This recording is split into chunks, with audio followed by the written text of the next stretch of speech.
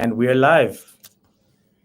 Okay, welcome everyone who's watching to the Truth Talk podcast, virtual podcast. And this podcast is sponsored by Microsoft Academy, the best coding school on earth. But everything you hear from today is completely unbiased. So please don't think that this is a paid promotion of any kind. And I'm extremely honored today to have Nobantu as the guest for today's show. She is an incredible person. I've been a big fan of her content for some time now. And she has this unique thing about her that she took both routes. She did the degree and then she also did a boot camp. So she knows the pros and cons of both. So, Nobantu, if you'd like to introduce yourself. Hi, my name is Nobantu. Yeah, that's it. Okay, very modest. Tell us more about your background.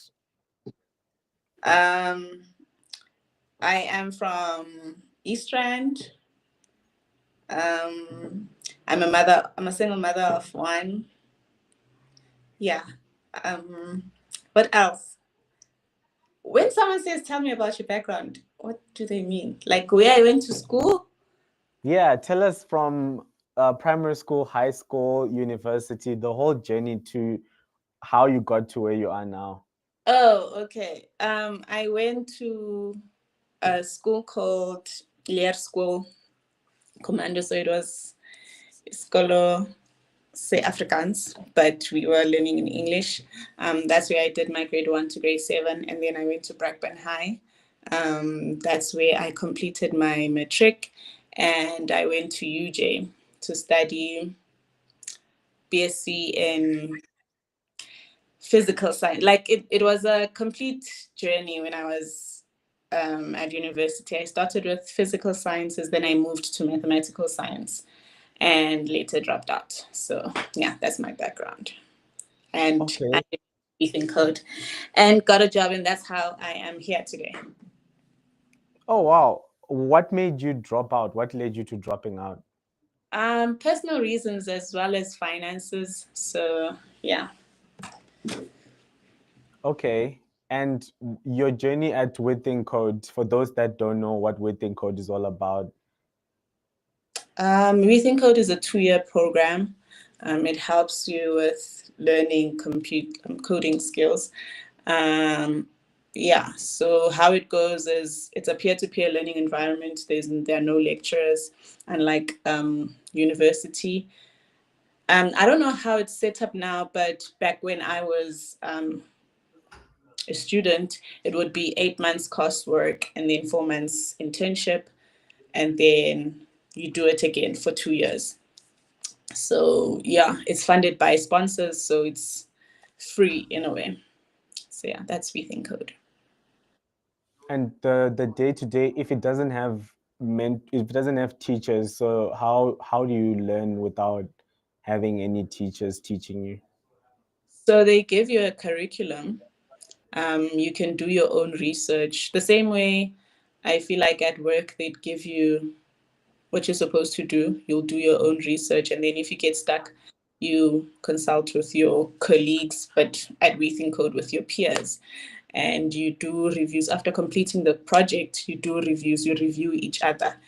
And then I think later on they do check your projects if you're doing them well. You do presentations and all that. So that's how they track your work and how you learn, basically. It's basically self-taught. What made you consider a boot camp? Um,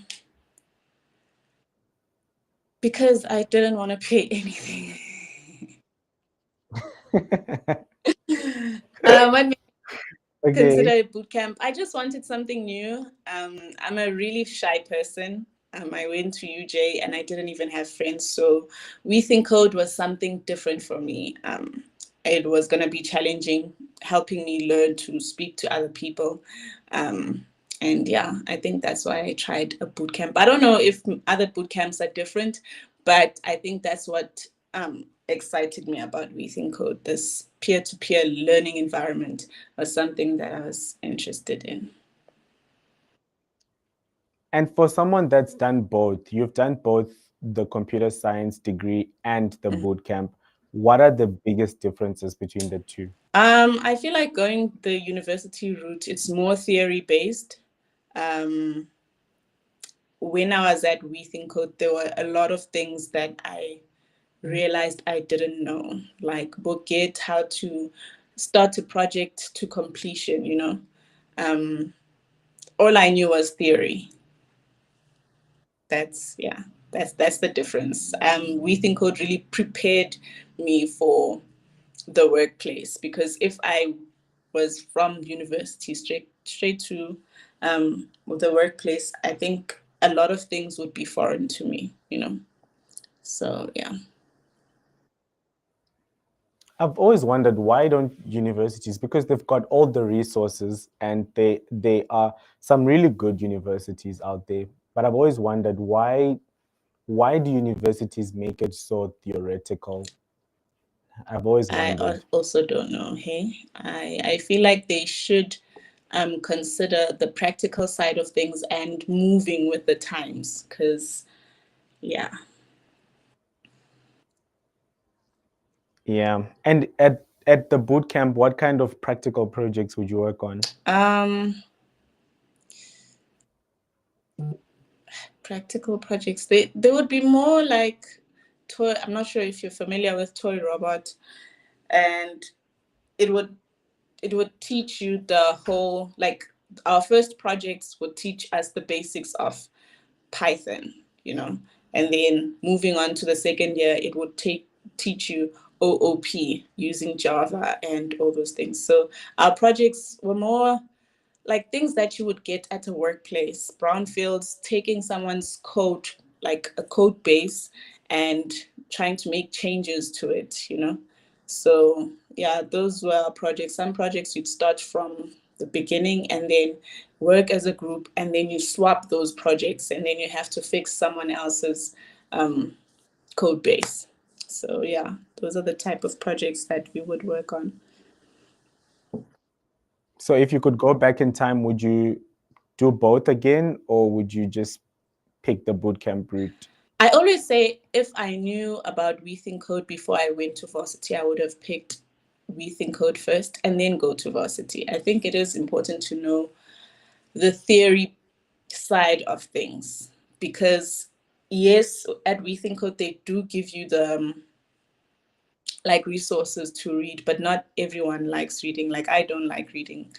For me to understand the theory side of things, I need someone to explain in a way. So I always say I would start with We Think Code, learn the practical side of things, and maybe go to varsity after and be like, oh, okay, this is why we do this. Because I feel like boot camps are very fast paced, and sometimes you can't really grasp things that you're supposed to know. So, yeah. Yeah.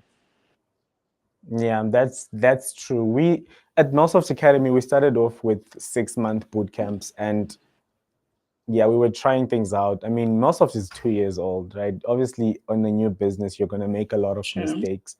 And we saw that 6 months, yes, some people would complete and end up getting placed and things like that. But for a lot of people, it was just way too much. And people would often complain saying, oh, now I just spend my time doing projects and submitting assignments. I'm not actually learning. So for beginners, I would recommend at least a year, Yeah, you know? I think for me at We Think Code, because for 2 years it's also a bit fast paced, and you are lucky when you do have some background, because I had background. So although it was a lot, but it didn't really feel like a lot. That's why I could. There were inside jobs that you could do. Like if you're a content creator, you could join other things. So I was even able to join other things, but there were some people who really, really struggled because it's fast paced and they needed. I feel like if it's fast paced, then you really do need a lecture and some Mm. things.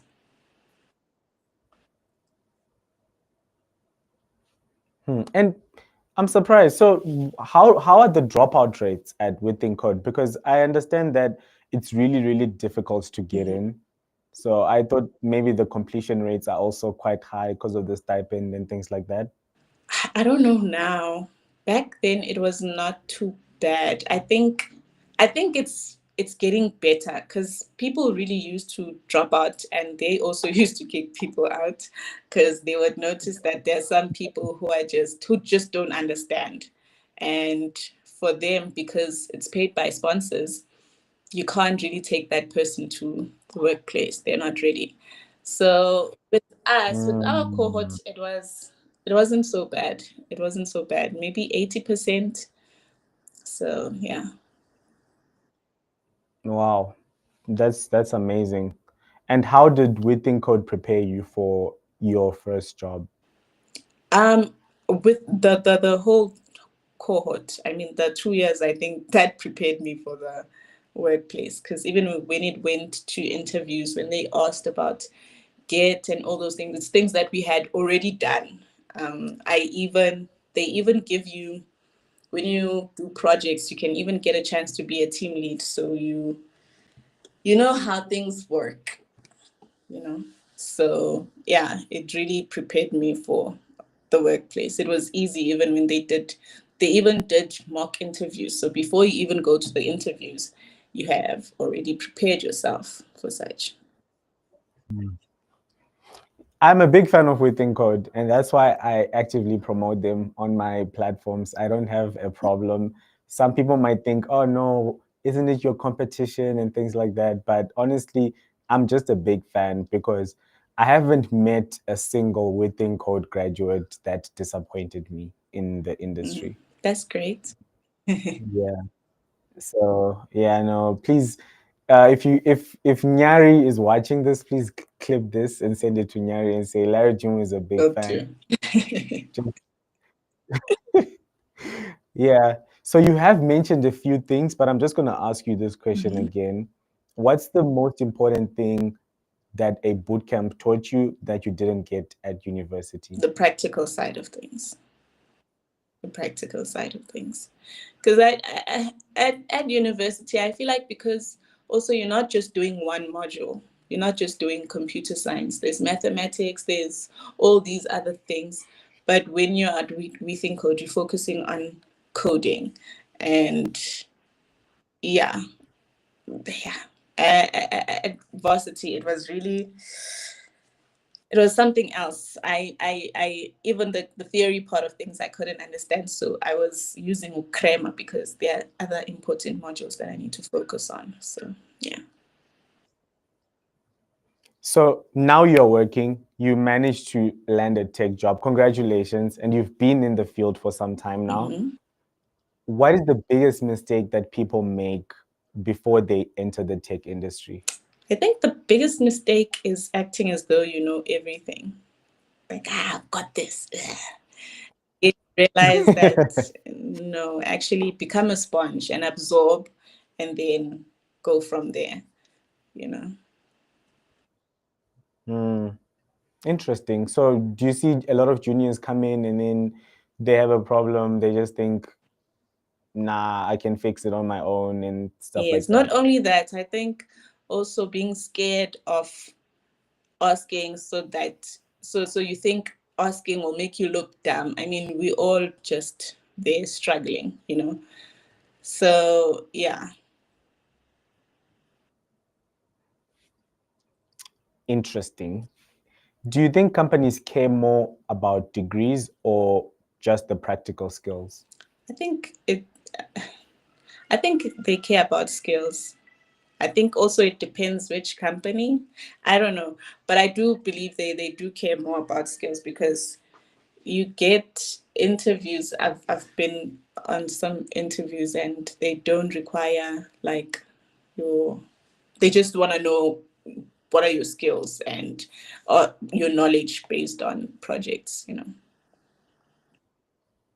Yeah, yeah, that's so true. And I always get this message from people that are like graduates or maybe they've done a boot camp elsewhere and they say, how can I prepare myself to get a job? And my advice to them is always build a portfolio because your certification might not be that valuable. Sometimes companies just want to see if you can do the job or not, That's true. That's you true. know. Yeah. And I've seen you posting a lot on LinkedIn, going to events and stuff like that. How important has networking been for your career? It's very important, although, like I said, I am a shy person, so it's something that I'm trying to get used to. But it's very important. You don't know where your next job will be and who can connect you to that job, or like as a content creator, who can give you an opportunity. So they are important. How do you balance being a shy person and then also posting so much? How do you do it? I feel like talking to a camera is not the same as talking to a person.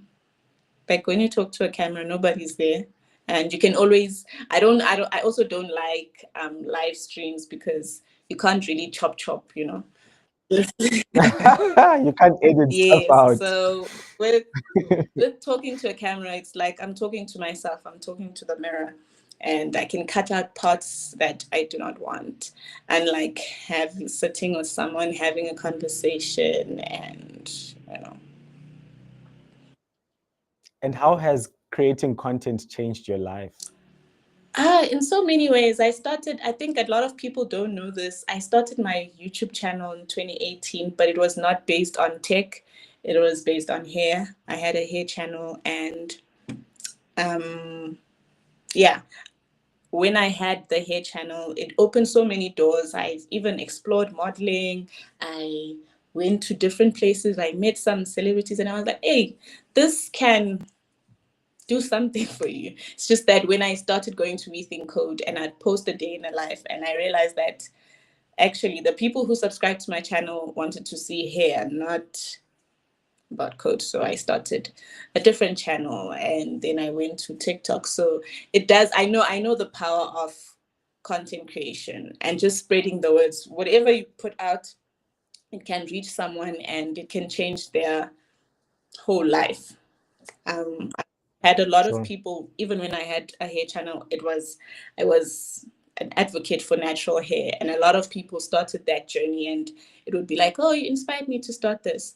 And even with We Think Code, when I really started posting about my journey at We Think Code, a lot of people were like, I went to We Think Code, I'm a dropout, I didn't know what to do, or I've been interested in coding, but I didn't know how to go about it. I didn't know about Rethink Code and whatnot. And the reason why I started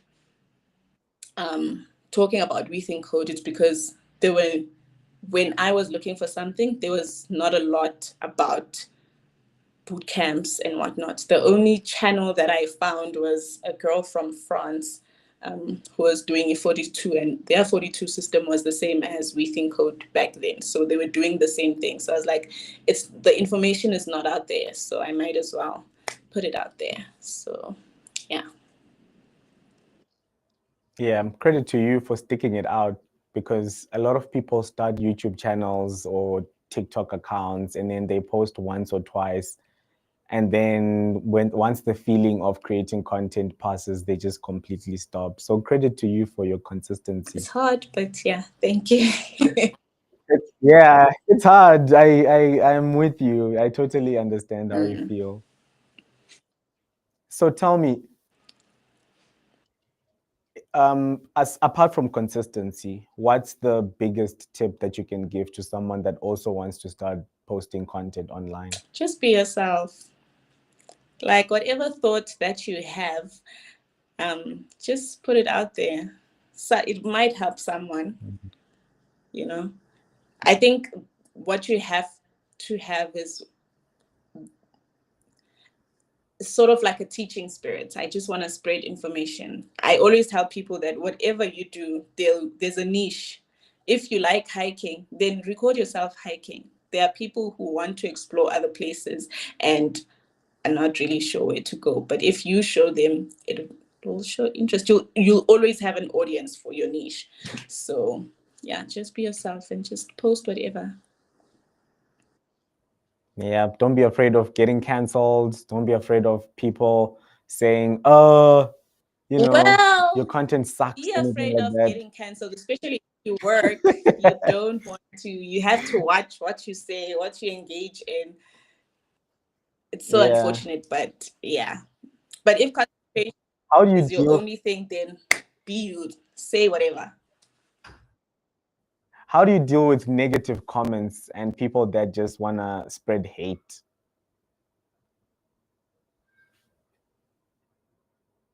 Is it me?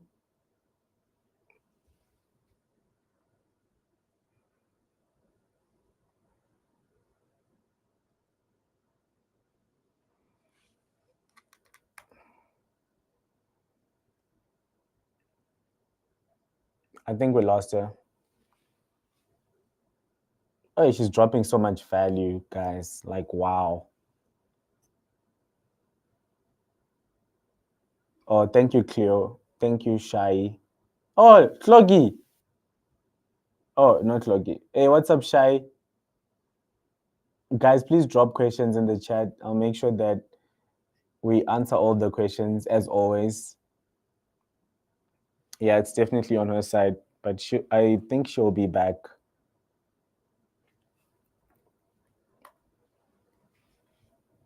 Are you guys enjoying the stream?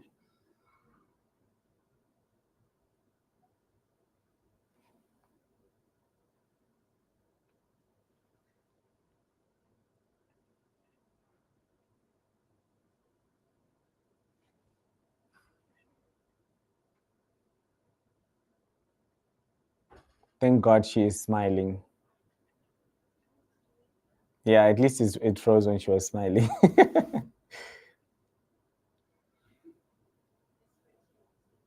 Got it a bit late. Welcome, Karabo. Oh wow, Cleopatra, you joined with Think Code because of her. That's awesome.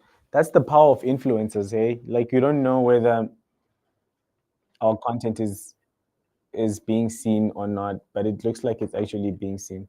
Okay. Am I back? Sorry.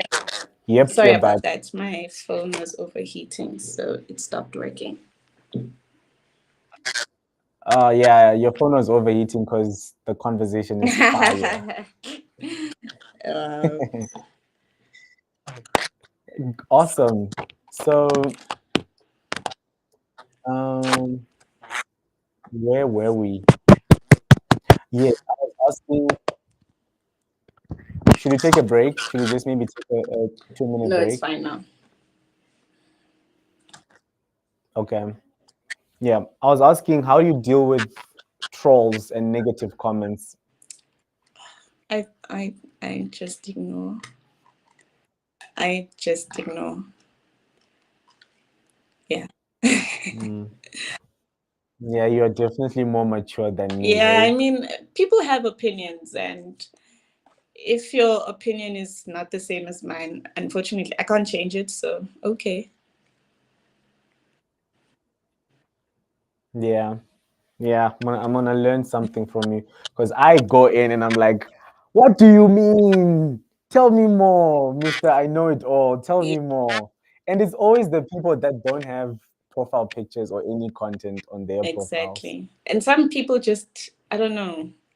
I don't get it. I don't get it. Like when someone writes like maybe a mean comment in my mind, I'm like, what runs through your mind to actually take your time and say such? Like why? So yeah, I don't engage. Hmm. Okay, so as a more experienced software developer, have you ever faced imposter syndrome, and how did you overcome it? Yeah, I always face imposter syndrome. Like from varsity to we think code, especially also as a woman in tech, we are the 20% when it comes to workplaces. So it does sometimes feel like you're not good enough. But then I remembered, so yeah. You just have I just have to think, "Kuti, I know who I am, I know why I'm here. It's not by mistake. So it is what it is." What are the other challenges that women face when they are trying to get into tech? Um, it's just, I think a lot of it comes from how we grow up. We are not really exposed to tech computers. You'd find if I don't know now, but back then, if parents have a boy and a girl, they would buy girls dolls and whatnot, but they'd buy boys computers and whatnot, and they start gaming and then start playing with config files, so they're familiar with such things. But with us, it takes time. So because it takes time, obviously your confidence is not the best, and you find that when you get in such spaces, it's like, why don't you know this? How don't you know this? And it's like, teach me. Don't Mm. drag me down. Like, teach me. So, yeah, those are some of the challenges that a lot of women experience. And I think now things are better. I didn't know what computer science was. When I went to varsity, I started with BSc in mathematics, in physical science, majoring in mathematics and physics. And I thought computer science as a minor is something like CAT, because I did CAT in high school. And then when I got there, and it's like, you have to now download code blocks. What in the world is this? And you find a lot of guys are like, it's something that I know. So I think for a lot of Mm. women, it's beyond just coding. Like, it takes a lot for us to understand what is happening here, because we're not familiar with it. Yeah, yeah, that's absolutely something that I can't relate because I'm a dude, so I can't relate.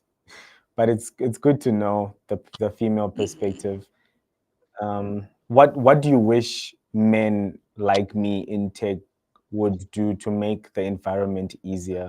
Just be more patient and teach in a way that you would teach your friend. Not, there's this, like, some guys like mansplaining. Like, I don't, like, my brain is not working. Why are you explaining like that? Explain it to me properly. Don't tell me like, why you're supposed to know this. No, I mean, I'm asking you because I need help. So yeah, I think being more patient. Good to, hey, I don't have the experience that you have, but yeah. And so, as some guys just take over. You're asking for help, they take over your keyboard and type. No, don't do that. Mm. Explain it to me. you know so yeah. Hmm. Interesting. What's the biggest myth that people have about coding? That it's hard. I don't know. I feel like coding is just like mathematics. If you don't understand it, you won't like it. Um, the more you understand it and the more you practice, the better you get. And if you don't have interest, then also that coding has money. So far, Not yet. they said we'd be billionaires when we become developers. I'm yet. There's actually a question on the chat that tell us about how much do software developers make? What can we I expect? made a video about this on my YouTube channel. Obviously, I can't disclose my pay because of policies, company policies. But when you start out, I think ranging from 15 to 25, depending which company you go to, you know, that's what you can look at. I don't know if graduates get the same pay as we think coders, but I've seen that we think coders like be in the same group as graduates and they get the same amount. So I think Yafana for boot campers or people who come from varsity. So yeah, you can. And Yeah. then with more experience, how does it look? Let's say maybe 3 years or 5 years I experience? think that all depends on you. If you can Mm, negotiate, because the company will just tell you, okay, we're giving you this percentage that we're giving everybody else, whereby you've been working, you know. So I always tell people, what I've realized, you need to speak for yourself. You know your work. When you start out, record everything that you're doing. If you're going above and beyond, if there's a ticket that a lot of people struggled with, but you were able to complete it, write it down so that when you go and negotiate, now you want what you want, you can tell your manager, you know.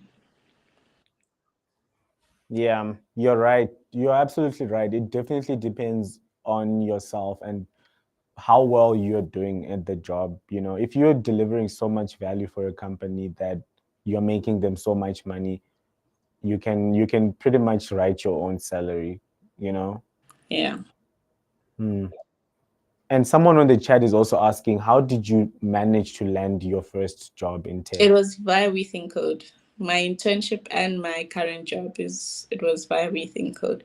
What's nice about We Think Code is if maybe you like maybe they fire you at your current job, you can go back to the loop and they can try find a job for you. So yeah. Okay. Two last questions. What's one piece of advice that you would give to someone that's considering a boot camp? Do it. There's nothing to lose. Do it. Perfect. Very concise, very straight to the point. Love that. Okay. And then lastly, if you could go back in time, what's one thing that you'd change about your career?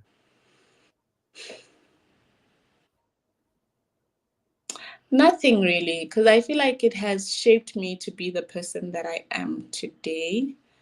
I think if even me working at sales at some point in my life, I think it really helped build my character.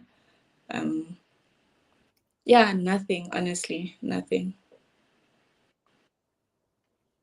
All right, cool. So we are done now with the interview questions, and that was very, very informative. I really enjoyed that a lot. And we're moving to the next stage or the last stage of this podcast. So this is something new that we just started this year, and it's called Hot or Cold. Hot. So I'm gonna Okay. hot or cold, yes. I'm gonna ask you. I'm gonna set a timer for 1 minute. Then I'll ask you a series of Mm-hmm. questions. You can say yes or no to any of them. You only get one pass, Okay. and some of them might be a little bit personal. I hope you don't mind. Okay. Okay. All right, cool. So let me get my timer on.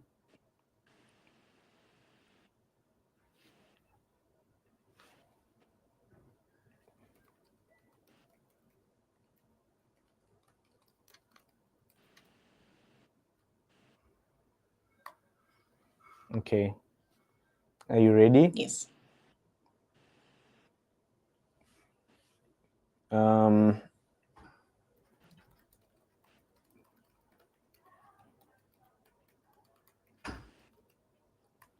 okay, sorry, my bot is just giving me a slight issue, but I Problem? think we've got it now. Okay, so yes or no question starting now. Did you ever have a moment where you thought you'd never make it? Yes. Have you ever regretted a career decision you made? No. Is there someone from your past who doubted you and you proved them Yes. wrong?